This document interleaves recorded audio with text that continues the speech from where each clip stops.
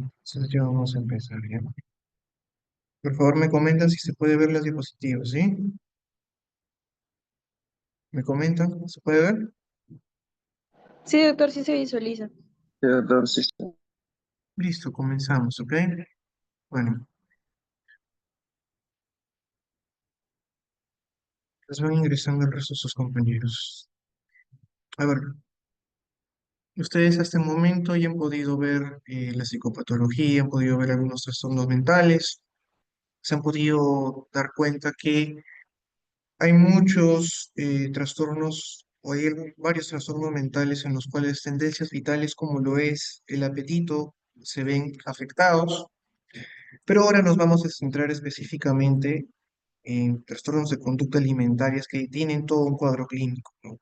Para hacer la distinción de otros problemas mentales. Recordemos que en un paciente que está psicótico puede haber hiporexia, puede haber anorexia, pero como algo secundario del trastorno mental en sí, que es la esquizofrenia. Y no siempre los pacientes con esquizofrenia tienen anorexia o hiporexia, ¿no? Es más, en algunos pacientes más bien puede haber un incremento del apetito, ¿no? Y en otros simplemente no va a haber. Lo mismo pasa en la depresión, ¿no? Ustedes ven los criterios diagnósticos, ven el cuadro clínico de un cuadro depresivo, van a haber cambios en lo que es la alimentación, pero eso va a depender también del paciente. A veces se puede presentar, mayormente hay una disminución del apetito, pero eso también puede variar. Y es más, esto puede ir variando de acuerdo a las comorbilidades. Recuerden que en psiquiatría la comorbilidad más bien es una regla que una excepción. Pero eso sí, vamos a tener que saber a qué trastorno mental nos estamos refiriendo. Entonces, en primera instancia, cuando hablamos de trastornos de conducta alimentaria, lo que tenemos que saber es qué es la imagen corporal. Por eso les traigo este diagrama, un poco para recordar algunas cosas y conceptos. Esta persona está, por ejemplo, viendo este objeto, ¿no? Este objeto es el horizonte. En el horizonte ve este edificio, los árboles, el parque. ¿Y por qué es importante esto? Porque este sujeto, nosotros, ustedes, cualquier persona que está, está dirigiendo su atención, su conciencia hacia algo, va a captar ese objeto. En este caso, el objeto viene a ser el paisaje, lo que se está proyectando. Y la captación de todo este paisaje va a ser la imagen, que bueno, aquí ya se está señalando. Voy a poner, no, ¿qué sería eso, no? Entonces, lo que hace el sujeto es captar el objeto existente, en este caso es el paisaje. Ustedes en cualquier otro momento pueden captar otro objeto, eh, que es pues de repente lo que están viendo en la televisión, lo que están viendo en el cine, o su objeto de atención puede ser pues en este momento yo, ¿no? Entonces, su objeto de atención puede ser la voz de su compañero, puede ser el rostro de un ser querido, o puede ser su mascota que en algún momento está acercándose hacia ustedes. Entonces, ustedes captan ese objeto y de ese objeto ustedes que van a captar sus características. La imagen es la representación de ese objeto que nosotros hemos captado en un determinado momento y la hemos eh, aprendido y que se ha plasmado en nuestra mente, ¿no? Entonces, nosotros vamos a cerrar nuestros ojos sin ver ese objeto y nosotros ya tenemos esa representación, tenemos la imagen de ese objeto que acabamos de ver, ¿no? O que acabamos de oír o que acabamos de tocar, ¿no? Ya está en nuestra mente esa imagen y esa imagen es la imagen del objeto. Aquí un poquito para poder recordar, ¿no? ¿Por qué es importante esto? Porque cuando ustedes hacen una diferenciación entre percepción y representación, están estas características, ¿no? Que nos hacen hacer la distinción.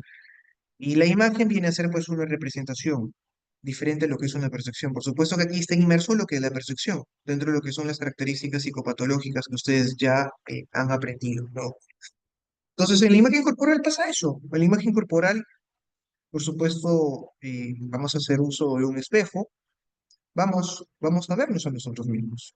Al vernos a nosotros mismos, el objeto viene a ser la, el espejo o cualquier superficie pues, que refleje nuestra imagen y nuestra, la captación de esta imagen va a ser lo que es la imagen corporal, pues. Entonces, entiéndase eso. ¿Por qué se llama imagen corporal? Porque ya les dije que la imagen es la aprehensión de las características de un objeto. En este caso, nosotros somos el sujeto, nos estamos viendo a nosotros mismos, nosotros estamos captando las características que tenemos de nuestro cuerpo. Y al captar las características de este cuerpo, vamos a captar y nos vamos a hacer una imagen de estas características, de las características de este cuerpo. Y eso es lo que se llama la imagen corporal.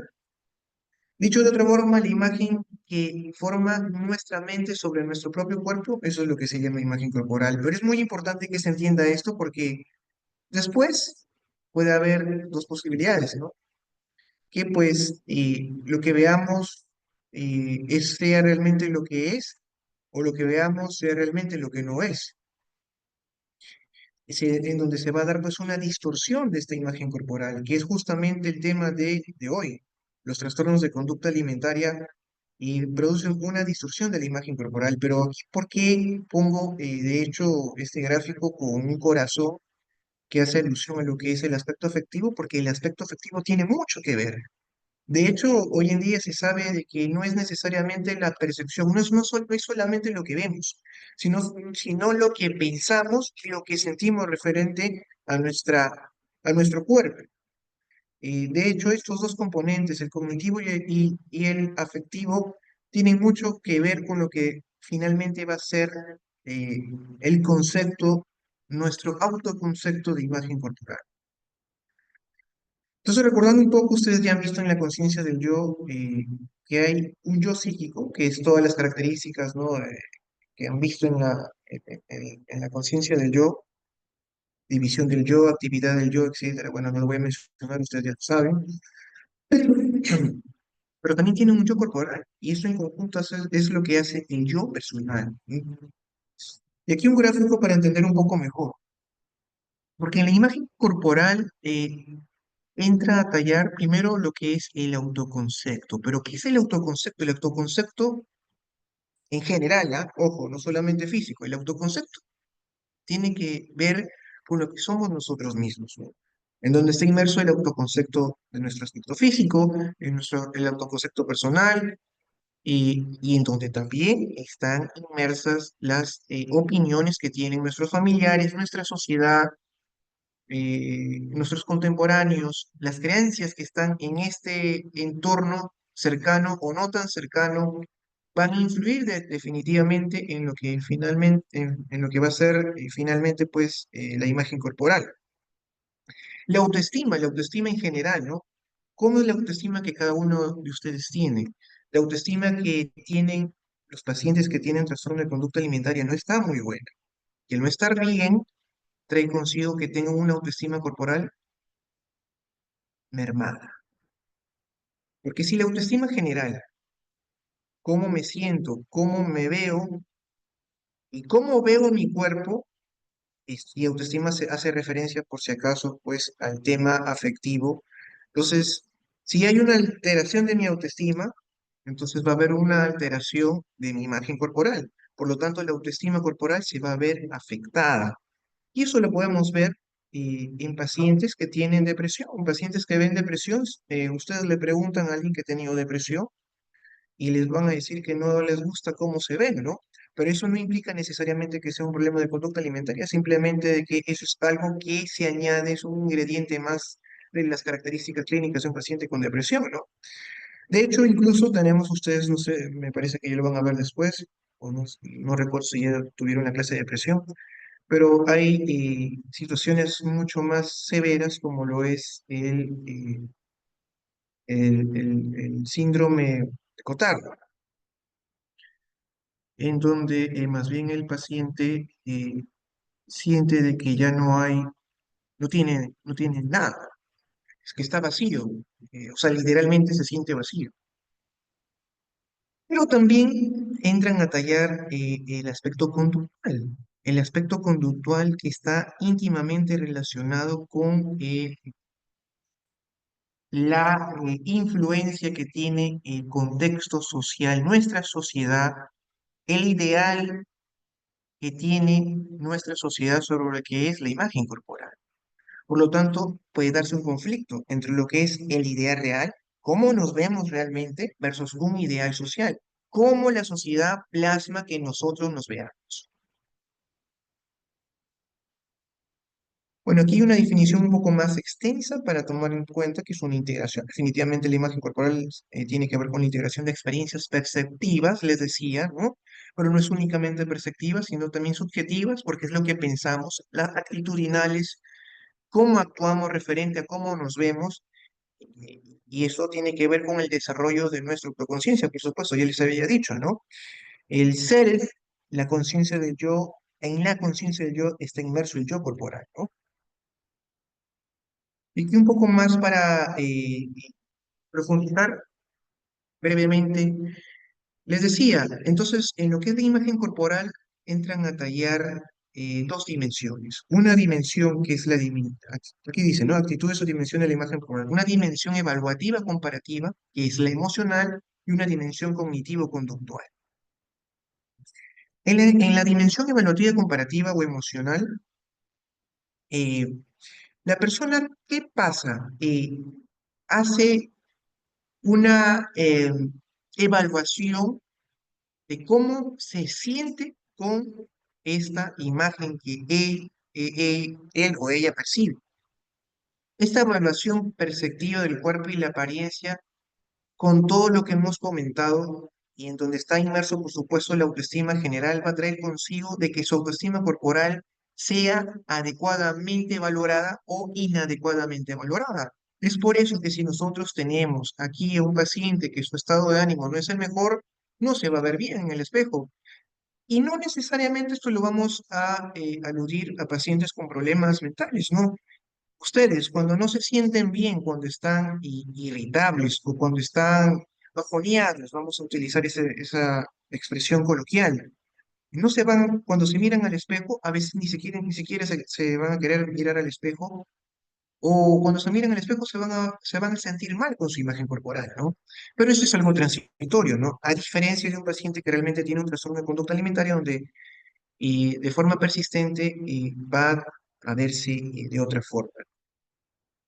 Entonces, eso es a lo que se refiere a la dimensión evaluativa y comparativa, pero también hay una dimensión cognitivo-conductual, de dedicación, de carga, de inversión. ¿Por qué? ¿Por qué refiere eso? Porque muchas personas en el aspecto conductual van a poner mucho de su parte para que su cuerpo se encuentre lo mejor posible. Van a dedicar mucho a su cuerpo, ¿no?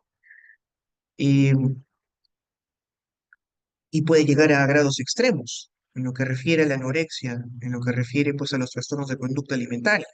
En condiciones normales nosotros vamos a hacer cuidado de nuestro cuerpo dentro de los estándares normales y bueno, estas conductas dirigidas a tener una adecuada salud física, ¿no? Y por supuesto, si tenemos una adecuada salud mental, eso se va a traducir en el cuidado de nuestro cuerpo y de la salud de nuestro cuerpo, ¿no? Pero también en esta dimensión está inmerso el autoesquema. El autoesquema, es decir, la creencia que nosotros tenemos sobre nuestro propio cuerpo, nuestra propia apariencia. Y bueno, aquí nuevamente tiene mucho que ver la internalización del ideal de belleza.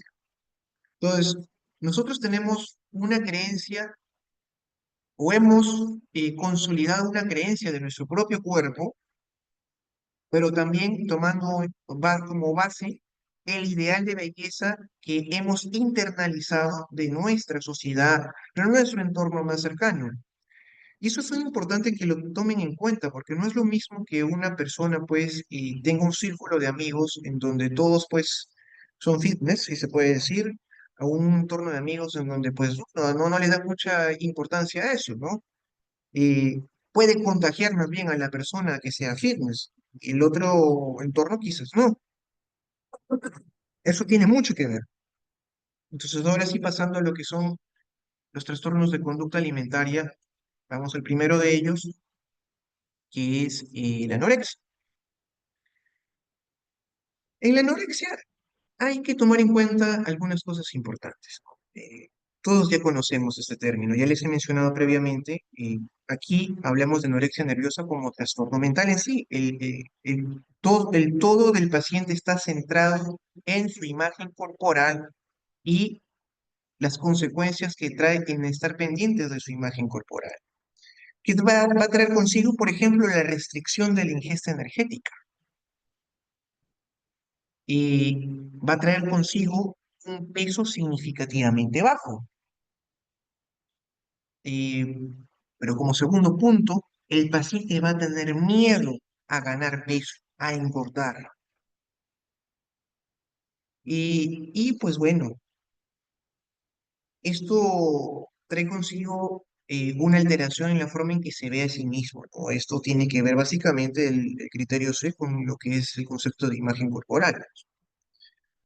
Y importante entonces tomar en cuenta que hay una pérdida de peso significativamente baja. Hay un miedo intenso a ganar el peso y hay una interacción en la forma como se percibe, ¿no? El tercer punto podríamos resumir que es, hay una alteración de su imagen corporal. Bueno, cuando lo vamos a clasificar en el grado, eso es muy importante porque desde el punto de vista clínico físico, ya que estos pacientes tienen una pérdida ponderal muy grande, algunos van a requerir internamiento, tenemos que clasificarlos, leve, moderado, grave o extremo. De hecho, en lo que respecta a guías de práctica clínica, generalmente los que son leve, moderado pueden ser manejados de forma ambulatoria, pero cuando ya es de moderado más, generalmente tienen que recibir un internamiento, ¿no? Y no me refiero necesariamente a un eh, ambiente, a un hospital psiquiátrico o servicio de psiquiatría de un hospital general, sino más bien en una UCI de un hospital general. Incluso ustedes ya saben cuáles son las consecuencias de una inadecuada desnutrición, ¿no? De una desnutrición, perdón.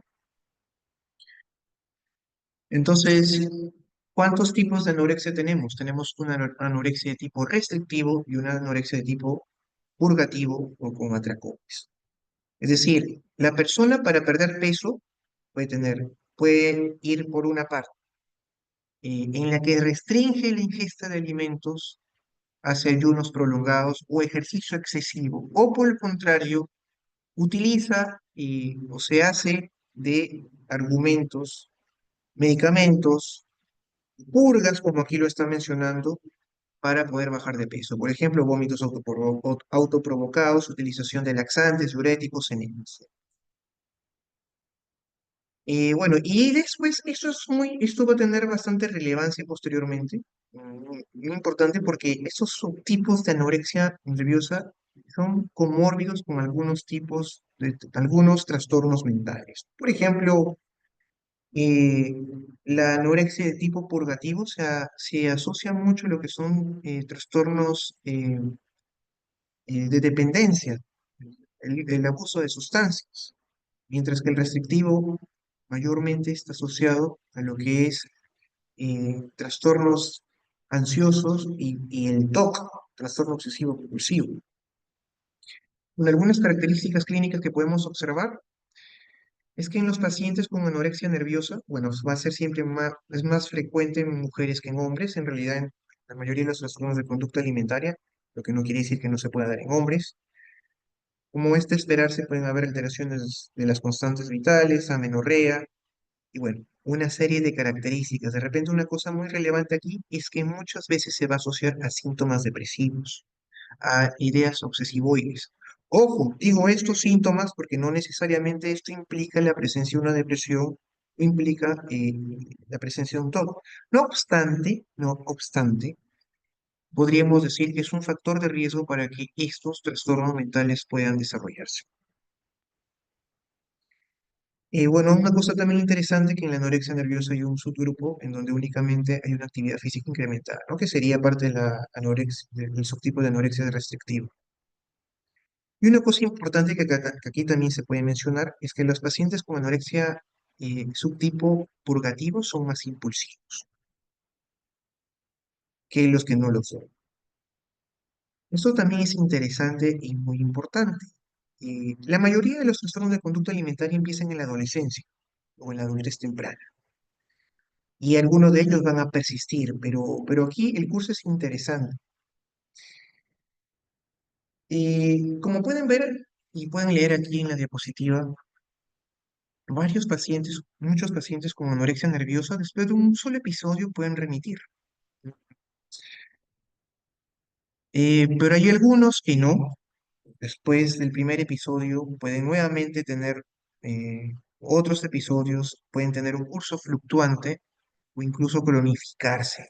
Pasan los años, adolescencia, adultez, y continúa el problema. Y eso, por supuesto, va a estar directamente relacionado a las intervenciones que se van a realizar. La mayoría va a remitir a los 5 años de iniciado el cuadro. Esto es importante porque hay una diferencia con los otros trastornos de conducta alimentaria que mayormente se cronifican y no tienen tasas de remisión alta, ¿no? Es más, algunos de ellos no remiten nunca y más bien se tiene que controlar. Las intervenciones disminuyen la intensidad y la frecuencia, pero no necesariamente producen una remisión. Importante también, pues, que en pacientes internados la remisión va a ser peor. Y bueno, los factores de riesgo a tomarlos en cuenta, eh, porque pues esto es importante cuando se hacen las intervenciones. Si hay rasgos de personalidad obsesivos o hay trastornos de ansiedad en un infante, en un niño, en un adolescente, hay que tener cuidado porque pues puede constituir un preludio para lo que después podría ser un trastorno de conducta alimentaria, ¿no? No quiero decir que hay una causalidad, pero puede aumentar la posibilidad de que se presente esos problemas, ¿no? En este caso, anorexia nerviosa. Obviamente que esto va a ser mucho mayor en profesionales y los aficionados a lo que están pues en el modelaje, en los deportistas de élite, ¿no? Y hay una herencia de primer grado en los pacientes que tienen madres, padres con este problema. Una exploración física es lo que vamos a encontrar: hipotermia, emaciación, hipotensión, lanujo, alteraciones endocrinológicas que ustedes ya la deben haber visto cuando vieron fisiología. Dentro de las comorbilidades que podemos apreciar, ya les decía, muy importante, ojo con esto, el TOC está bastante asociado al subtipo restrictivo y el trastorno por consumo de sustancias del tipo purgativo. En los marcadores de laboratorio vamos a encontrar todas estas alteraciones, ¿no?, que pueden observarse ahí: leucopenia, alcalosis, bradiarritmia, prolongación del QT. Ahora, pasando a lo que es la bulimia, ya hemos visto, la anorexia está relacionada con una baja ponderal considerable, que la vamos a expresar con el índice de masa corporal. En la bulimia no va a haber eso. De hecho, los pacientes con bulimia o están con sobrepeso, o incluso en algunos casos normales. ¿Y por qué se caracteriza la bulimia? La bulimia se va a caracterizar porque hay episodios recurrentes de atracones. Ojo con eso. ¿Y qué es un atracón? Como nos dice aquí en la diapositiva, son dos cosas. Hay una ingesta en un periodo determinado, pues, el DSM nos habla de un aproximado de 2 horas, en donde la persona va a ingerir una gran cantidad de alimentos, mayor a la que normalmente está acostumbrado. Y eso es algo que tenemos que explorar en la evaluación clínica. ¿Qué es más de lo basal? Más de lo basal, pues tenemos que preguntar a los familiares, incluso al mismo paciente. Y en segundo punto, hay una sensación de falta de control. El paciente no puede controlar la ingesta de eso que está ingiriendo. Eso es lo que define un atracón. Como consecuencia de ello, ¿qué va a haber? Van a haber comportamientos compensatorios para esta ingesta, para que se pueda evitar el aumento de peso, y estos van a ser el vómito autoprovocado, laxantes, diuréticos, etcétera. Pero, al igual que la anorexia nerviosa, pueden haber comportamientos compensatorios. Los atracones y estos comportamientos compensatorios tienen que estar al menos una vez a la semana por lo menos en los últimos 3 meses, ¿ok? Eso es algo importante. Y bueno, de todas formas, aquí también va a haber un componente cognitivo de autoevaluación de su imagen corporal. Todo por eso les expliqué al principio la imagen corporal. Y pues aquí tenemos que descartar que hay una anorexia nerviosa, pero como ya podemos ver, eh, aquí la gran diferencia es que en el paciente con bulimia no hay una baja ponderal, que sí se presenta en la anorexia nerviosa. ¿Cómo definimos el grado de bulimia? Por el número de comportamientos compensatorios, ¿no? Que ahí se puede observar. Entre leve, moderado, grave o extremo. De esa forma nosotros valoramos la intensidad. En las características clínicas, como les decía, en los trastornos de conducta alimentaria generalmente aparecen en adolescentes y adultos jóvenes. Sin embargo, aquí una salvedad es que en la bulimia aparece un poquito de forma más tardía, en la adolescencia tardía, casi para empezar la adultez, es decir, diríamos 17 años, 18 años. La anorexia puede empezar un poco más antes, a los 13, 14 años. Y siempre es mayor en mujeres que en hombres, una relación de sabor parecida a la anorexia. Y lo que les decía, ¿no? Los pacientes con bulimia nerviosa pueden tener un peso normal o sobrepeso. Y no hay aquí, ojo, no suelen tener obesidad. Em, Obviamente, como hay disminución de la ingesta de ciertos alimentos, puede haber alteraciones o irregularidades menstruales, alteraciones hidroelectrolíticas. Y como hay conductas compensatorias, pueden haber desgarros esofágicos, perforación gástrica, y todo esto trae consigo arritmias cardíacas. En cuanto al curso, bueno, yo les había dicho, ¿no? Hay dos picos, adolescencia tardía y adultez temprana. Pero hay que tomar en cuenta que estos pacientes, ¿cómo inicia esto, no? Son pacientes que comienzan a hacer una dieta y hasta cierto punto la comienzan a hacer bien, pero después de esa dieta les viene, comienzan a presentarse estos atracones. Y pues esos atracones comienzan a iniciar el círculo vicioso de conductas compensatorias y así sucesivamente se entrampa pues el paciente en un bucle de problema de consumo y compensación, y así va. Eh, como pueden ver, el curso, a diferencia de la anorexia, no tiene tantas remisiones como la anorexia, perdón. La bulimia, a diferencia de la anorexia, no tiene tantas remisiones. Tiende a tener un curso más crónico, es alternante. Pero sí, sí es posible que en algunos casos pueda haber remisiones. Y esas remisiones, cuando son mayores de un año, pues es un factor de buen pronóstico. Otra cosa importante es que los pacientes con bulimia nerviosa, en algunos casos, pueden progresar a anorexia nerviosa. Como les estaba comentando, la gran diferencia entre bulimia y anorexia, porque aquí podrían decirme, doctor, pero en ambos hay cierta eh, disminución en la ingesta de alimentos o hay presencia de atracones, hay conductas compensatorias en los dos, sí, pero reitero, en la anorexia hay una baja ponderal, en la bulimia no lo hay. Entonces, es posible que en algún momento estos pacientes con bulimia puedan presentar una baja de peso y que llegue incluso a la desnutrición, sí, sí es posible, en un 10-15% de los casos, como aquí se está observando. Y también hay algunos pacientes que ya no tienen conductas compensatorias y continúan solamente con los atracones. Les había dicho anteriormente que la bulimia se caracteriza justamente por estos atracones.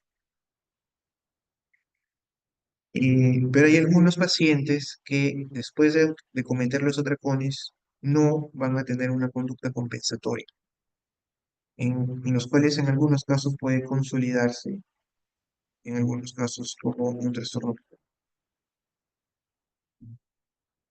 Bueno, en la exploración física vamos a ver algunas alteraciones, como alteraciones en el esmalte dental, hipertrofia parotídea, callos, cicatrices en la superficie dorsal de la mano, justamente porque se autoprovocan los vómitos. Y las comorbilidades importantes, de repente aquí no se mencionó, bueno, sí se mencionó, pero a diferencia de la anorexia y la bulimia, está más relacionado con trastornos del ánimo. Les había dicho que la anorexia se relaciona más con trastornos de ansiedad, el TOC y el trastorno por consumo de sustancias. Aquí también hay trastorno por consumo de sustancias, también consumo de estimulantes, pero también está inmerso el trastorno límite de la personalidad. Ojo, que eso no le mencionó en la anorexia. Ahora, el que esté como comorbilidad significa que es lo predominante, ¿no? Lo que no quiere decir que no se pueda presentar. Un paciente con anorexia o un paciente con trastorno límite de la personalidad puede tener anorexia en algún momento, sí, puede tenerlo, pero no es lo más frecuente. En los marcadores del laboratorio vamos a ver anomalías hidroelectrolíticas, hipocloremia, hiponatremia, alcalosis metabólica y otras alteraciones que ahí se pueden observar. Y pasando al tercer, uno de los trastornos más frecuentes también es el trastorno por atracón, que es algo que en las últimas décadas se consolidó como trastorno, ya que antes no se consideraba. Hay algunos pacientes que tienen atracones, pero no tienen conductas compensatorias y se quedan ahí. Y ese tipo de pacientes era, bueno, trastorno de conducta alimentaria no especificado. Sin embargo, tenían una alta frecuencia. Se agrupó este tipo de pacientes y se vio pues que tenían una frecuencia considerable. Es así que se consideró este trastorno y aquí lo tenemos.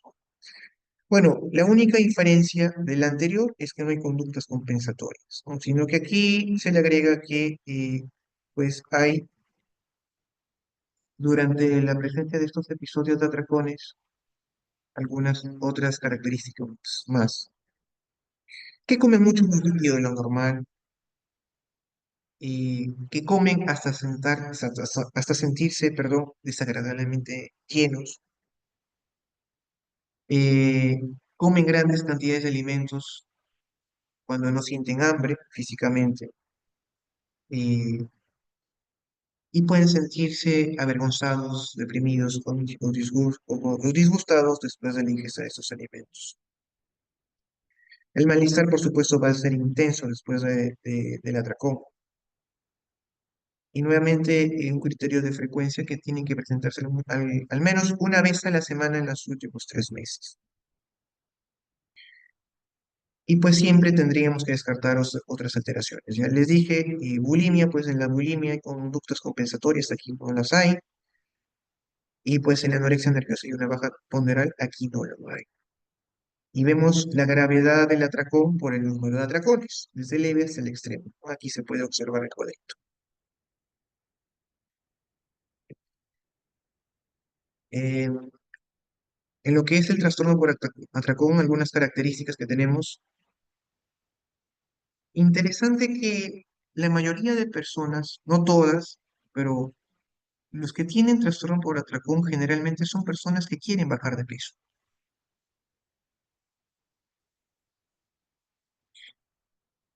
Eh,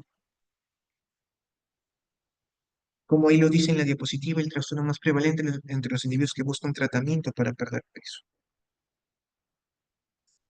Y otra cosa importante es que aquí sí se puede presentar pacientes que tienen obesidad. Decíamos que el paciente con anorexia hay una baja ponderal, el paciente con bulimia puede tener un peso normal o sobrepeso, pero en el paciente con atracón sí puede haber obesidad o puede ser normal sobrepeso. Em, Algo importante que cuando aparece este problema o este problema se cronifica, porque también, como vamos a ver aquí, empieza en la adolescencia y en la adultez temprana. Cuando este se cronifica, el grado de disfunción no es tan grande como en los otros trastornos. Pero por supuesto, al tener una repercusión física de obesidad, pues va a traer consigo las consecuencias que tiene la obesidad, y ustedes ya lo saben. Em, a veces hay que tomar en cuenta que esto más bien puede constituir el inicio de otro problema de conducta alimentaria. Eh, el paciente que tiene atracón en un momento y no posee conductas compensatorias en otro momento puede tenerlas. Es decir, como pueden observar, entre uno y otro puede haber un progreso. Y el progreso, pues el peor progreso es la anorexia nerviosa. Esto no es lo habitual, pero puede pasar, puede suceder. Como les dije, de bulimia puede progresar a anorexia en un 15% de los casos. Y en el trastorno por atracón, la remisión es menor que en la anorexia y en la bulimia nerviosa.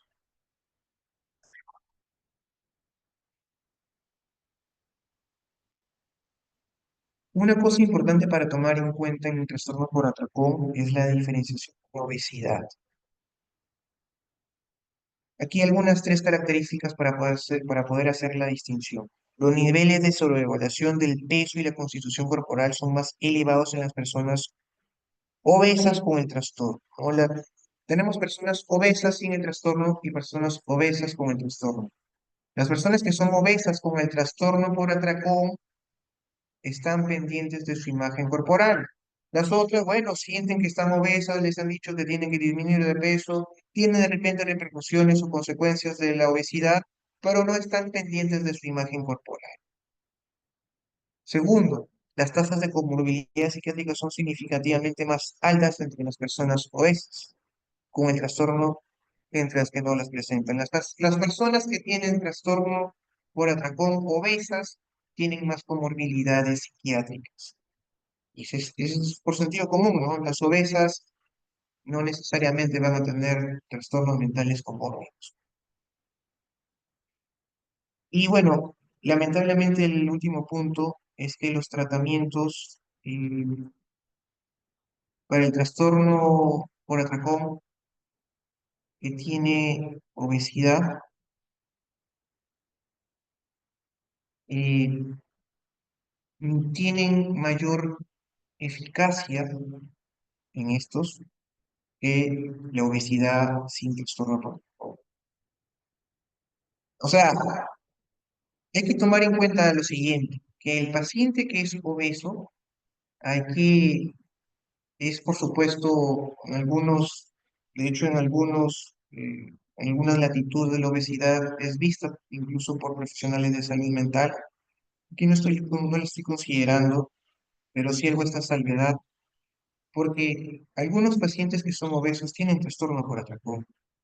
Entonces, al tener un trastorno por atracón y obesidad, hay intervenciones específicas que pueden ayudarnos a mejorar esto, ¿no? Lo que no quiere decir que en un paciente con obesidad sin trastorno por atracón no se puede intervenir. Por supuesto que se puede intervenir y se debe intervenir. Y de hecho, intervenciones psiquiátricas, psicológicas, tienen mejores resultados, ¿no? Pero para que lo tengan en cuenta. Y otro trastorno interesante que puede pasar en niños, adolescentes, bueno, esto es más de niños, pero puede persistir hasta la adolescencia, pubertad, adolescencia, es el trastorno de evitación, restricción de la ingesta de alimentos. Importantísimo porque aquí hay que diferenciarlo mucho de lo que es niños que no quieren comer, ¿no? Es una pregunta que les puede venir a ustedes que les pueden hacer los pacientes, los padres de pacientes en sus cerebros. Mi niño no quiere comer, mi niño está con inapetencia, pero hay que tomar en cuenta que el trastorno por evitación de restricción de la ingesta de alimentos se caracteriza por esto que está señalado en un cuadrito rojo. La causa generalmente está relacionada con las características organolépticas de los alimentos. Las características organolépticas es la textura, el sabor, la consistencia, el olor, bueno, todo lo que puede ser percibido a través de nuestros sentidos y que el niño pues puede percibir que es inadecuado. Ahora, hay que tomar en cuenta de que el paciente que tiene este problema va a tener una pérdida significativa de su peso, deficiencia nutricional y va a depender de la alimentación suplementaria, incluso una sonda nasogástrica. Y esto hay que hacer la distinción con los pacientes que pueden tener restricción de ciertos alimentos, ¿no? Y en los niños sobre todo, por ejemplo, las verduras. Hay algunas verduras que no van a querer consumirlas, pero solamente eso, tú le das una proteína, pollo, pescado y lo va a comer. Hay que hacer la distinción. El paciente que tiene este problema eh, va a tener, por ejemplo, repulsión o evitación de ciertas texturas y no solamente a un alimento, sino a todos los alimentos que tienen esa consistencia, esa textura, ese sabor, ese olor. ¿Ok? Y esto trae como consecuencia repercusiones en su peso, deficiencias nutritivas, que es lo que se está mencionando acá. Y obviamente que hay que tener en cuenta que eso no se debe a que hay una falta de alimentos, ¿no? O sea, los padres si tienen las condiciones, le están dando los alimentos, pero el paciente no lo quiere, quiere consumirlo. Hay que descartar, por supuesto, anorexia. Como les decía, una cosa interesante para hacer diagnóstico diferencial, que esto es más frecuente en pacientes niños, ¿no? Y los otros trastornos les he comentado que sucede más en la adolescencia, en la adultez temprana. Por supuesto, siempre hay que descartar otras condiciones físicas, ¿no? Un paciente que está con fiebre, un niño que está con fiebre, un niño que está con una infección, o un niño pues que tiene algún otro problema físico no va a querer comer, ¿no? Pero eso va a ser transitorio, esto es algo persistente. Y es persistente porque trae consecuencias, ¿no? Que ya le hemos mencionado, pérdida de peso, deficiencia nutritiva. Eh, Otras cosas importantes que aquí están, se señalan, eh, también se puede dar en bebés. Aquí nos menciona, en los bebés y los niños pequeños pueden no interactuar con su cuidador principal durante la alimentación o no mostrar, a ver, quiere ser uno de sus compañeros. Ya, perdón. Ok. No muestran hambre hacia lo que se le está dando. Y bueno, interesante que los niños que ya son mayores, eh, los bebés, más bien niños y los adolescentes, pueden estar relacionados con algunas situaciones emocionales estresantes que puedan estar sucediendo en ese momento. Esto puede intensificar el cuadro clínico, no necesariamente provocar. Y como les decía, pues no, este problema de conducta alimentaria aparece durante la lactancia y la primera infancia y puede persistir a lo largo de la vida. Son situaciones bastante infrecuentes, pero pueden suceder. Hay algunos reportes de casos que hablan de esto en pacientes adultos mayores. Es algo que se tiene que estudiar aún, pero sí se ha observado eso, ¿no? Y mayormente se relaciona con algunas comorbilidades físicas, por ejemplo, las demencias. Y les decía que eso se basa en las características organolépticas, ojo con eso. Em, y bueno, el hecho es que cuando esto va progresando a lo largo del tiempo, la persona, el niño, el adolescente va tomando más conciencia, pueden haber restricciones, puede haber cierto déficit nutricional, pero conforme va pasando la edad, va siendo más consciente y obviamente que va madurando su cerebro, obvio, pero el curso se hace más estable, sin fluctuaciones, y la persona se hace más funcional. Sin embargo, hay que tomar en cuenta que hay algunos factores de riesgo, tomando en cuenta que esto es un problema que se produce en niños eh, y en adolescentes, puede haber comorbilidad de trastornos de este grupo etario, como es el autismo, ¿no? Que aparece a estas edades, trastornos de ansiedad, déficit de atención, el mismo TOC, pero también pueden ser factores de riesgo la presencia de trastornos de ansiedad en familiares o de trastornos de conducta alimentaria en familiares. Y, y en algunos pacientes con retraso mental también se puede presentar. Sin embargo, si en el niño se han presentado previamente o se presentan infecciones, hay reflujo gastroesofágico o vómitos, esto pueden constituir factores de riesgo para que se presente el TERIA, ¿no? Con las siglas. Un caso eh, que debo mencionar es el diagnóstico diferencial con la fobia específica, porque hay niños, y ustedes pueden verlo, observarlo, que van a evitar comer, pero por el miedo a ahogarse o a los vómitos que pueden provocarle los alimentos, ¿no? En algún momento consumieron, ingerieron algo, por ejemplo, una carne, una proteína, una fruta, etcétera, y les produjo vómitos, y les produjo ahogos, se atragantaron, como se dice. Y esto pues hace que primero tengan la fobia hacia ese alimento en especial, y esto progresivamente pueda generalizarse a otros alimentos similares, parecidos y a veces a todos los alimentos. El tema es que cuando hablamos de teria, no se centra el miedo en el consumo de alimentos. No es un miedo a querer ahogarse o a que se presente un vómito. No había un precedente. El paciente con TERIA, les decía, está relacionado con las características que tienen estos ciertos alimentos y se centra en eso, ¿no? Y ojo, en general el TERIA no está relacionado con la imagen corporal. Ojo, ¿ah? Lógicamente que como son niños, son adolescentes, eso todavía no se está constituyendo, ¿no? Eso, eso se constituye mucho más adelante por la maduración cognitiva que tiene pues el individuo. Otros trastornos de conducta alimentaria está el comedor nocturno. Eso es algo frecuente, a veces subestimado e ignorado, pero es presente.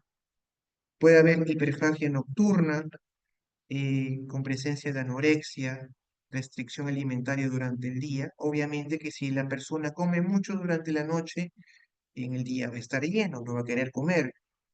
Importante que esto tiene un patrón circadiano, esto acompaña de alteraciones del ánimo, y obviamente que una cosa importante es que aquí tampoco está relacionado con la imagen corporal, no está relacionado con las dietas, la preocupación por su cuerpo, por las comidas, ¿no? Una cosa que estaba olvidando mencionar, que los trastornos de conducta alimentaria como anorexia, bulimia, eh, hay una eh, preocupación por el contenido calórico que tienen los alimentos, cosa que no sucede en este caso. Y esto también está relacionado con la hora en que la persona pues se acuesta. Está inmerso pues un trastorno del sueño. El pica, que tiene también otros nombres, es la ingesta de sustancias no nutritivas. Y se relaciona a ciertos trastornos, que aquí lo vamos a ver. Pero como hoy lo podemos observar, es ingestión persistente de sustancias no nutritivas y no alimentarias durante un periodo mínimo de horas. Puede ser que alguna persona, algún niño, por ejemplo, sobre todo, pueda ingerir,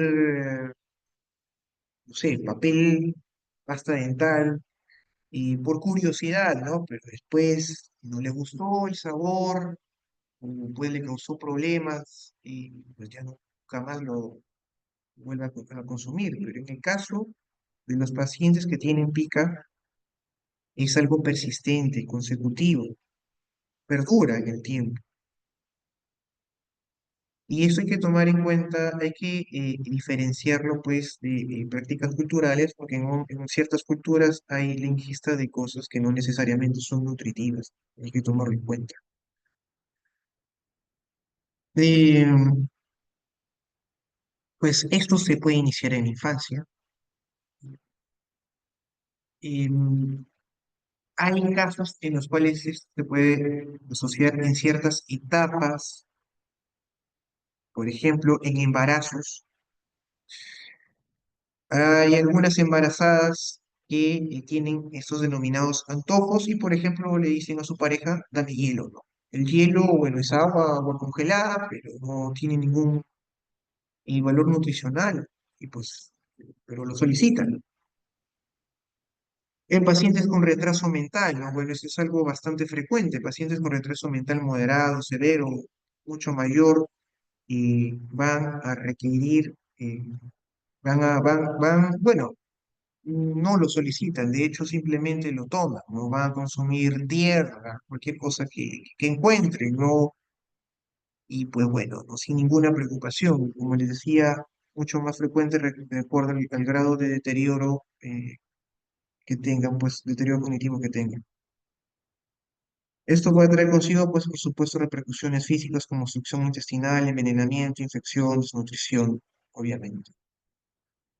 Y les decía, pues eso puede ser comórbido con retraso mental, algunos pacientes con TOC, algunos pacientes con TEA, hay esquizofrenias que pueden presentar eso también, es verdad.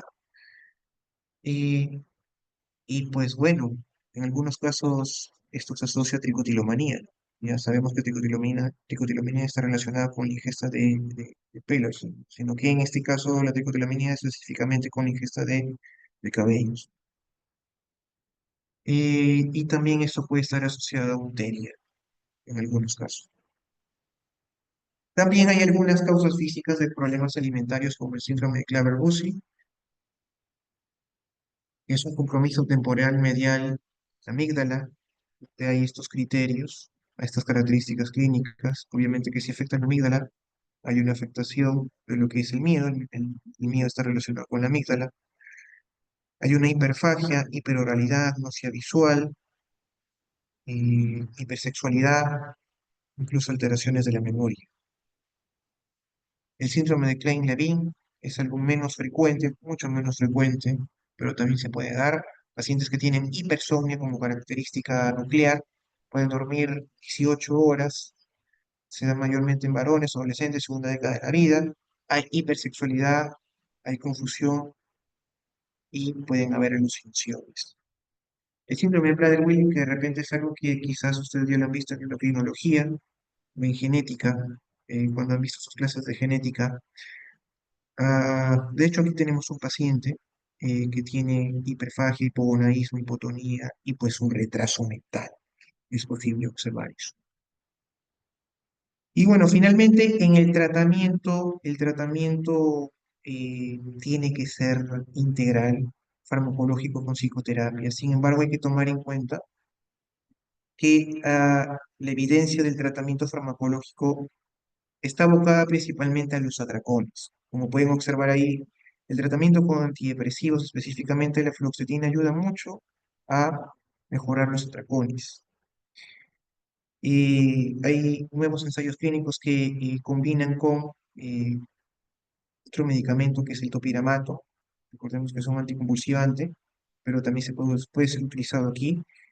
Esta combinación puede ayudar a minorar los atracones. Pero en sí, por ejemplo, en la anorexia no purgativa, en la anorexia en general, mejorar el peso, no hay una evidencia con antidepresivos. Sí, algunos ensayos clínicos positivos con la utilización de olanzapina, entre 2 a 15 miligramos, pero son ensayos clínicos. Bueno, habría que hacer más estudios, metaanálisis, de repente nos podrían dar mayores luces, aunque son pocos los que se han realizado, y el tratamiento principalmente sería psicoterapéutico y orientado a las comorbilidades, ¿no? Lógicamente, Aquí me hago referencia a la utilización de antidepresivos, ya sea IRS, inhibidores selectivos de recaptación de serotonina, o antidepresivos tricíclicos, para la anorexia en sí, ¿no? Porque como hemos visto, la anorexia puede estar comórbida con otros trastornos mentales, como por ejemplo el TOC, o como trastorno por el uso de sustancias, por el consumo de sustancias, perdón. Entonces, el tratamiento farmacológico iría orientado más a las comorbilidades que al trastorno en sí, y más bien la psicoterapia es la que nos ayudaría a mejorar esto. Eh, pero es verdad que hay mayores eh, resultados en la bulimia y en el trastorno por atracón con las intervenciones conductuales, por ejemplo, de la terapia cognitivo-conductual. Las intervenciones conductuales tienen mayor eficacia en la bulimia nerviosa y en el trastorno por atracón. Hay algunas terapias de tercera generación que se están utilizando porque los pacientes que tienen trastorno de conducta alimentaria, ojo con eso, pueden presentar pues, desregulación emocionales y principalmente en los pacientes con anorexia y con bulimia. Entonces, algunas técnicas de tercera generación pueden ayudar a regular mejor estas emociones. Pero pues las intervenciones psicoterapéuticas, en algunos casos, el internamiento va a ser necesario, sobre todo cuando se trata de anorexia, que tiene pues un índice de masa corporal muy grave, que involucra no solamente el tratamiento del aspecto mental, sino también el tratamiento para evitar pues la muerte, ¿no? Porque muchos de esos pacientes pueden tener consecuencias fatales y ya se les ha presentado previamente.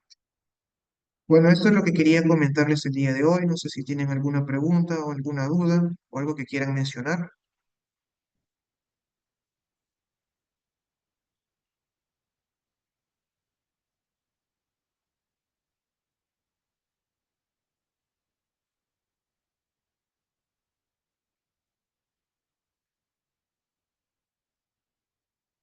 sé si ya lo quisieran comentar, alguna pregunta de lo que les he mencionado.